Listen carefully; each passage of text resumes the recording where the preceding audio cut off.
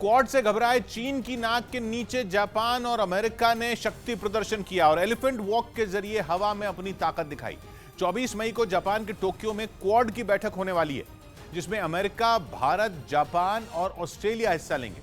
कहा जा रहा है कि चीन इस बैठक से पहले घबराया हुआ है और उसकी घबराहट जापान के मिसावा एयरफोर्स बेस पर हुए साझा अभ्यास से और बढ़ सकती है, जहां जापान और अमेरिका के लड़ाकू विमानों ने एलिफेंट वॉक की। मतलब दोनों देशों के लड़ाकू विमान हाथियों के झुंड की तरह रनवे पर खड़े हुए और फिर उड़ान भरी। इस खास तरह के फॉर्मेशन में एक साथ लड़ाकू विमान बड़ी संख्या में खड़े होते हैं और फिर 10 से 15 सेकंड के गैप पर टेक ऑफ करते हैं। मतलब ये कि पहला विमान उड़ने के करीब 15 सेकंड बाद दूसरा लड़ाकू विमान रनवे से उड़ता है और आसमान में अपने करतब दिखाता है। जापान और अमेरिका के साझा अभ्यास में भी विमानों ने एक साथ कई तरह के फॉर्मेशन बनाते हुए उड़ान भरी। जापान और अमेरिका ने जो एलिफेंट वॉक किया, वो शब्द दूसरे विश्व युद्ध के समय आया था, जिसमें उस समय दुश्मन देशों पर बमबारी करने के लिए एक साथ कई लड़ाकू विमान टेक ऑफ करते थे और फिर दुश्मन पर टूट पड़ते थे। एलिफेंट वॉक में विमान हाथी की नाक से पूंछ तक की आकृति में रनवे पर तैनात किए जाते हैं और फिर एक के बाद एक हवा में उड़ते हैं। जापान और अमेरिका ने इसी तरीके से चीन को चेतावनी दी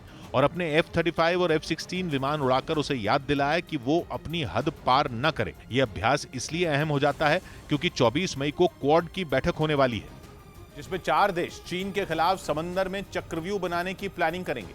चीन की चिंता इसी वजह से बढ़ती जा रही है। यूक्रेन जंग के बाद चीन और अमेरिका में ठनी हुई।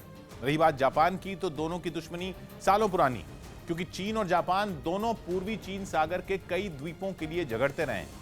पूर्वी चीन सागर के इन द्वीपों को जापान सेन्काकू और चीन दियायुदा कहता है, जिनकी देखरेख 1972 के बाद से जापान कर रहा है। मतलब इन द्वीपों में जापान का शासन है, लेकिन चीन का कहना है कि इन द्वीपों पर उसका हक है और जापान को पीछे हट जाना चाहिए। लेकिन जापान भी अड़ा हुआ है और उसने अमेरिका के साथ मिलकर चीन को आंखें दिखाई, क्योंकि 1951 को जापान और अमेरिका के बीच 1951 में जापान और अमेरिका के बीच एक संधि हुई थी, जिसमें अमेरिका को जापान में अपनी नौसेना का बेस बनाने का अधिकार मिला था और कहा गया था कि जापान पर हुए हमले को अमेरिका खुद पर हुआ हमला मानेगा और उसकी रक्षा करेगा।